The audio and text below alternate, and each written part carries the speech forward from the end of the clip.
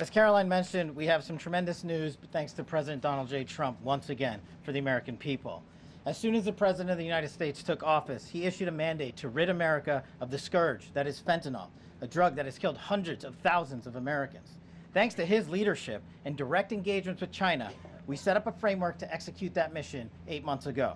Attorney General Bondi immediately thereafter took steps to engage her counterpart in China at the Ministry of Public Security. Pursuant to their direct discussions, as the FBI director designated to run counterpoint on this, along with the Secretary of State Rubio and Ambassador Perdue and the team here at the White House, we set forward a path to implement the policy needed to crush the plague of fentanyl. Deputy Attorney General Blanche and our teams have been hard at work ever since, ultimately culminating in my trip to Beijing last week. This was only possible due to President Trump's historic engagement with President Xi just a few short weeks ago that set the stage for today's announcement. At that meeting, the leaders reached an agreement.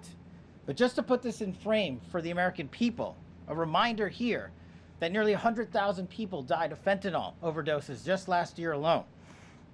Here, this year, under this president, the FBI has seized 1,900 kilograms of fentanyl so far. That is a 31% increase from the same time period last year. To put it in perspective, that's enough fentanyl to kill 127 million Americans. Fentanyl precursors are what makes up fentanyl. While we, the interagency, the Department of Justice, have been fighting hard to seize and stop drug traffickers, we must attack fentanyl precursors, the ingredients necessary to make this lethal drug. That was the sole purpose of my trip to China, to eliminate these precursors. And if successful, we would suffocate the drug trafficking organization's ability to manufacture fentanyl in places like Mexico. This was the first time an FBI director has been to China in over a decade and received the audience with his counterpart to address this matter directly.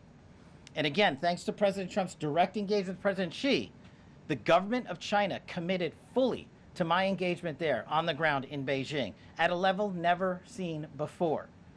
While at Ministry of Public Security headquarters, I met with my counterpart at MPS, where the Chinese government agreed on a plan to stop fentanyl precursors. What does that mean? The People's Republic of China has fully designated and listed all 13 precursors utilized to make fentanyl. Furthermore, they have agreed to control 7 chemical subsidiaries that are also utilized to produce this lethal drug. Effective immediately, essentially, President Trump has shut off the pipeline that creates fentanyl that kills tens of thousands of Americans. These substances are now banned, and they will no longer be utilized by the Mexican drug trafficking organizations or any other DTOs around the world to make this drug. This historic achievement has saved tens of thousands of lives.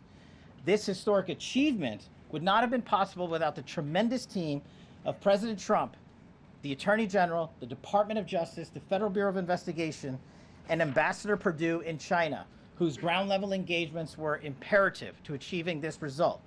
This is yet another example of how President Trump defends the American people, provides security for the American people, and puts the American people first. This is a historic first-in-its-kind achievement by any president to stop the scourge of fentanyl, and it should be championed by every single American. This achievement will save lives.